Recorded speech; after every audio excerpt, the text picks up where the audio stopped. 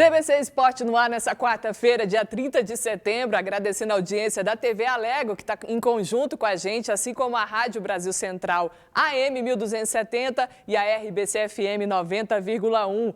Boa noite a todos, número do WhatsApp já para você mandar o seu recado, mandar o seu alô aqui no TBC Esporte ao 992298580. Boa noite, meu time, prazer em receber Rupert Nickerson. Olá, Thaís, aquele abraço a você. Dante, Vitor, você de casa. Olha, a quarta-feira promete, porque tem Goiânia em campo, hein? E não sextou ainda, Vitor. Estamos na quarta-feira, Vitor Monteiro. Ainda não. Boa noite, Thaís Freitas. Boa noite, Dante Keller, Rupert Nickerson. Em especial para você que nos acompanha em mais uma edição do TBC Esporte.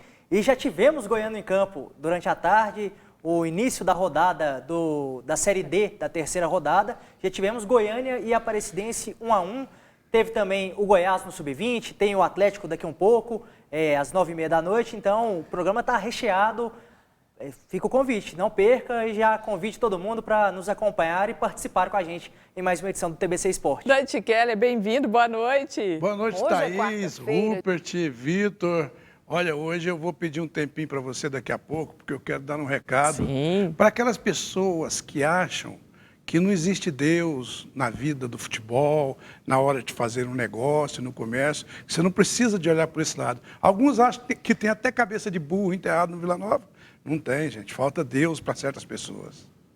E a gente começa o TBC Esporte falando do Atlético Goianiense, que entra em campo daqui a pouquinho, a partir das 9h30 da noite, lá na Arena Neoquímica, em São Paulo. Vai jogar contra o Corinthians, partida atrasada ainda da primeira rodada do Campeonato Brasileiro, porque o Corinthians, naquela época, estava disputando o título paulista. E o meia, Matheus Vargas, falou em entrevista e ele se mostrou ali ansioso e animado para enfrentar o clube que o revelou.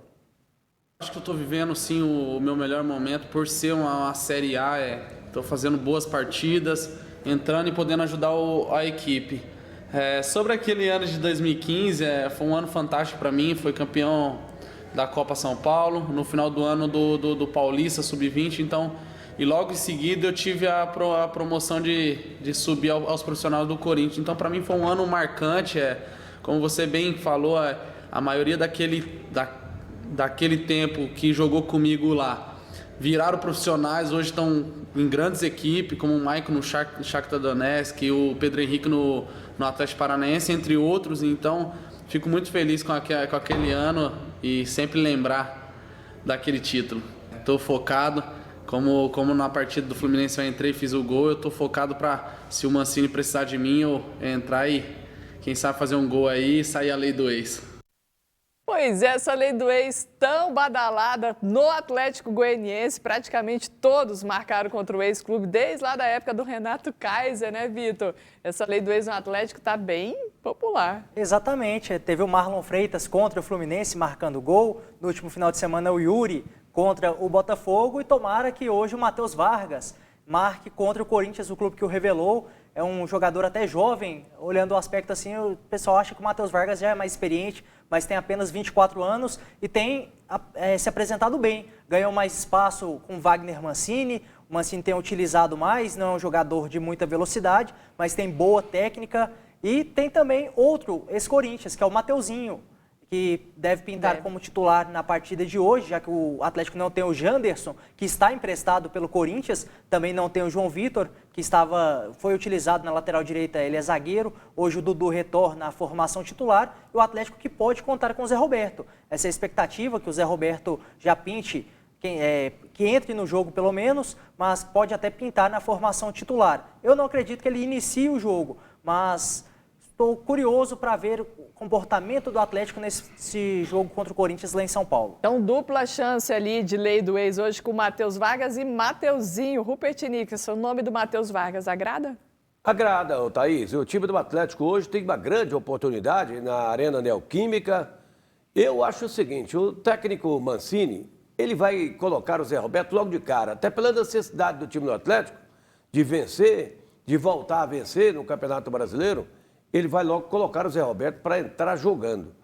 Agora o Janderson fará muita falta no time do Atlético no jogo de hoje. Essa coisa de contrato, você empresta um jogador para um time, ele não pode jogar, isso é com todos os times do futebol brasileiro. Precisa acabar, isso na Europa não existe não. Você empresta um jogador de um time para o outro, joga normalmente. É só aqui no Brasil que existe isso. Você empresta um jogador, ele não pode jogar. Não pode jogar contra o seu time. Mas por quê? Concorda, Dante? É por causa da lei do ex. Mas o problema todo é que pau que dá em Chico, dá em Francisco. E se você for olhar a lei do ex lá no Corinthians, o Gil é zagueiro do Corinthians. E ele já jogou no Atlético. Eu lembro que no final do Campeonato Paulista, eu cheguei a mandar uma mensagem para o Adson. Poxa, Adson, quantos bons jogadores espalhados pelo Brasil que você já trouxe para o Atlético e que foram para grandes times, disputando inclusive finais do Campeonato Paulista, mas tinha uma série de jogadores lá espalhados naquela final do Campeonato Paulista que já haviam passado, principalmente aqui pelo Atlético, mas também que já haviam passado pelo Goiás, pelo Vila Nova e por vários outros clubes. É que hoje não tem mais aquele negócio. Eu acho que o último remanescente desse grupo foi o Rogério Ceni, que passou a vida inteira dentro de um clube. Agora, eu sou acostumado na época do Pelé, só no Santos, do Zico, só no Flamengo, do Rivelino, que jogou grande parte do tempo no Corinthians e a outra grande parte no Fluminense. Eu sou acostumado a essa época em que os jogadores realmente pegavam amor à camisa. E olha, está faltando. Está faltando agora o amor à camisa dos jogadores ficarem pulando de galho em galho. Tem jogador como esse Zé Roberto, já vestiu 5 camisas esse ano, e olha que nós tivemos uma pandemia. Pois é. É um absurdo, cara. E qual postura vocês acham que o Atlético deve entrar em campo hoje? Eu espero que o Atlético não fique recuado, não jogue apenas nos erros do Corinthians. O Corinthians que está numa fase instável, desde a mudança do treinador, agora com o Coelho dando mais, o Diego Coelho, inclusive ex-jogador do próprio Corinthians, dando mais oportunidades para os jovens. O time do Corinthians ficou mais leve, tem mais agilidade, principalmente no meio campo. Tem o Xavier, o próprio Rony, que são garotos que foram muito bem nas categorias de base, ganhando mais espaço, mas mesmo assim são garotos, oscilam, então espero que o Atlético proponha o jogo. Não se intimide por jogar fora de casa, claro, não tem questão de torcida, mas o Atlético tem uma boa postura, vá para cima da equipe Corinthians, porque não é uma equipe que mete medo, não. O Atlético tem totais condições de conseguir um bom resultado em São Paulo. E o Mancini não é muito de ficar jogando atrás, ficar segurando o jogo, não. Ele vai meter o Zé Roberto de atacante ali, botar o Yuri ali no lado do campo, coisa parecida. Ele não vai ficar atrás ali, não. Ele não vai ficar segurando, esperando o Corinthians, não. É desse jeito o jogo do Mancini. É pra cima, Dante? Pra cima. Olha, o Atlético tem que fazer como ele fez contra o Atlético Mineiro, por exemplo. Foi um jogo que ele perdeu sim o jogo, mas ele jogou em cima o tempo todo e foi um dos melhores jogos do campeonato. E com o fato do Corinthians não poder contar com a sua torcida, o campo é praticamente neutro hoje, não tem diferença de qual o estádio que você vai jogar na casa do adversário, mas sem torcida é praticamente a mesma coisa. Você também não tem torcida aqui na sua casa, então o Atlético tem sim condições de jogar da mesma maneira que jogou com vários clubes, Flamengo, contra o Atlético Mineiro e outros clubes, ele poderá jogar contra o Corinthians lá hoje, e poderá sim conseguir um bom resultado. Eu até acho que o Atlético, ele não tem um grupo caro e de jogadores mais conhecidos como o Corinthians, de forma alguma, não vou cair nessa bobagem aqui de dizer, mas que tem mais conjunto que o Corinthians, tem. Que está jogando melhor que o Corinthians, está. Então, o Atlético tem condições de conseguir aí um bom resultado nesse jogo de hoje. Eu não tenho como já não mandar uns alô aqui para os amigos. O Romário Miranda de Bela Vista. Um abraço, Ronaldo. Romário.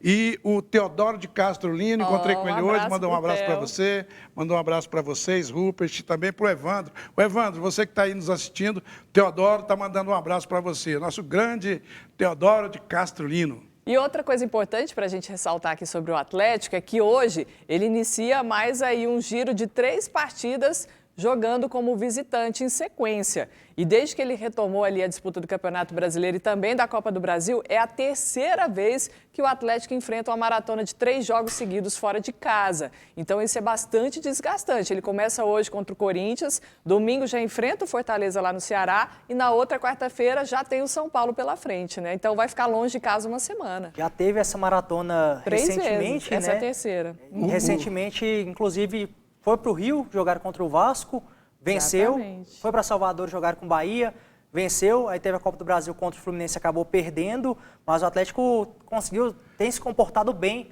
longe de casa. Até em relação a esse jogo, um detalhe, importante lembrar que os dois times estão bem próximos na tabela. O Atlético é o 13º colocado com 13 pontos, o Corinthians é o 15º com 1 ponto a menos, com 12 pontos. Então, duas equipes que buscam se afastar ali da faixa de rebaixamento, estão próximas e, claro, miram a primeira parte da tabela, miram ficar entre os 10 primeiros colocados. É aí que time que não tem elenco grande, um elenco fabuloso, é que sofre. Você tem 3 jogos fora de casa. Se você tem um elenco bom, um elenco grande, você pode fazer aquele rodízio, você pode fazer aquela mexida. E aí você não cansa o time, não cansa o elenco. Por isso que é bom você ter um elenco farto de bons jogadores para suprir esse sufoco que o Atlético vai ter a partir de agora em 3 jogos fora de casa, jogos importantes, jogos difíceis. Esse período é fundamental para o treinador, né? O treinador fica pé da vida com essa situação de não poder treinar, não ter tempo. Ele comanda treinamentos no quadro negro, conversando com os jogadores, passando uma jogo, informação, recuperação, e não comanda jogo. de maneira nenhuma treinamentos dentro de campo.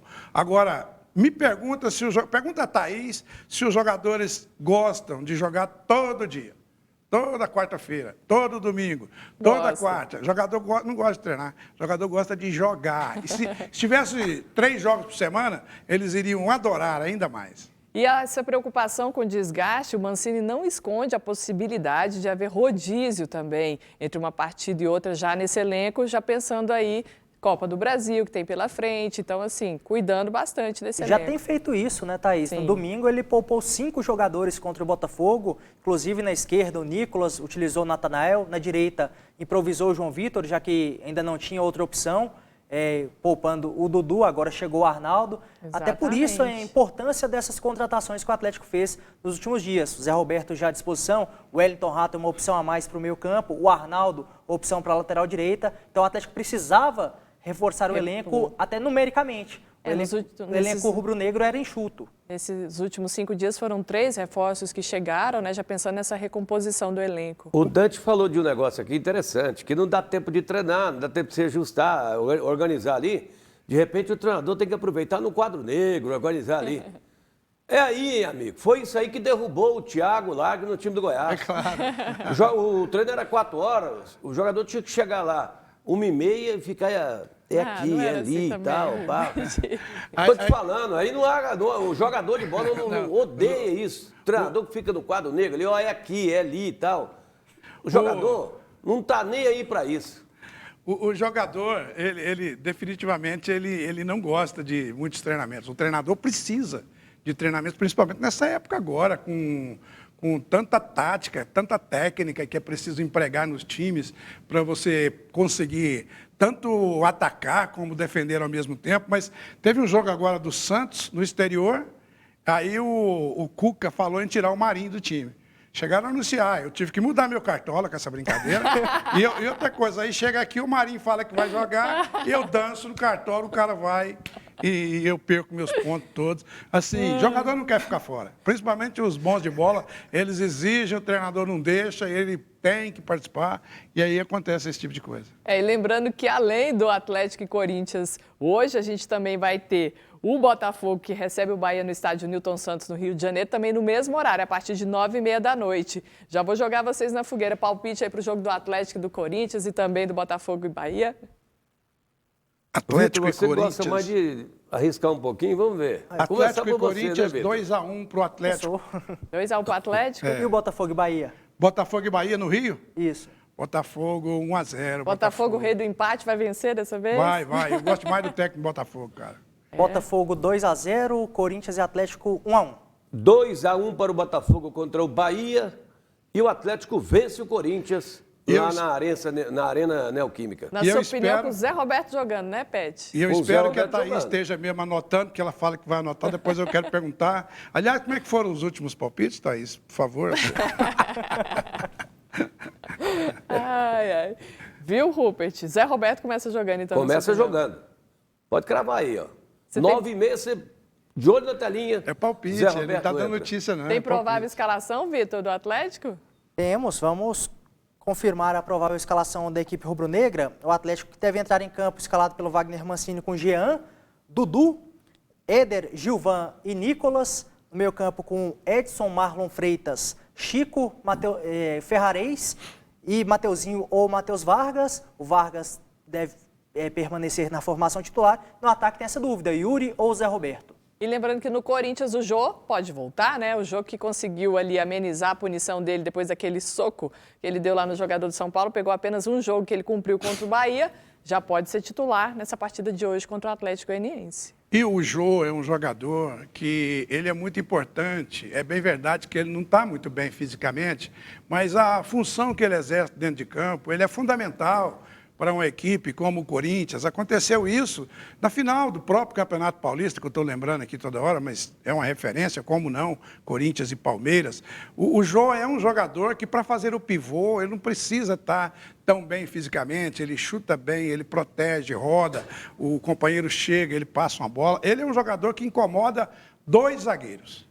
E vamos agora falar de Libertadores. Ontem, 6 partidas abriram a 5ª rodada da competição continental. Vamos ver os detalhes. O Grêmio garantiu classificação para a segunda fase da Libertadores ao bater a Universidade Católica por 2-0. Após cruzamento da direita, Diego Souza tocou de cabeça, PP dominou no peito e chutou rasteiro para abrir o placar no primeiro minuto do segundo tempo. O gol que confirmou o triunfo saiu após linda jogada de Alisson pela direita, com direito a meia-lua no adversário e cruzamento para o zagueiro Rodrigues, que apareceu na área e balançou as redes. A vitória deixou o Grêmio na liderança do Grupo E com 10 pontos. O segundo colocado é o rival Internacional com 8 pontos. O time colorado ficou no empate sem gols na Colômbia contra o América de Cali. Quem também se classificou foi o Atlético Paranaense. Na Arena da Baixada, o empate sem gols com o Jorge Wilstermann da Bolívia foi suficiente para garantir o Furacão na próxima fase. Com 10 pontos, lidera o Grupo C. A equipe boliviana aparece em segundo com 7 pontos. Pelo mesmo grupo, o Peñarol goleou o Colo-Colo por 3-0, com destaque para o segundo gol, marcado por Facundo Torres em chutaço fora da área. Os uruguaios estão em terceiro lugar com 6 pontos, mesma pontuação dos chilenos. Nos outros jogos de ontem, a LDU goleou o Binacional do Peru por 4-0. Com isso, os equatorianos chegaram a 12 pontos e garantiram classificação no Grupo D, o mesmo do São Paulo.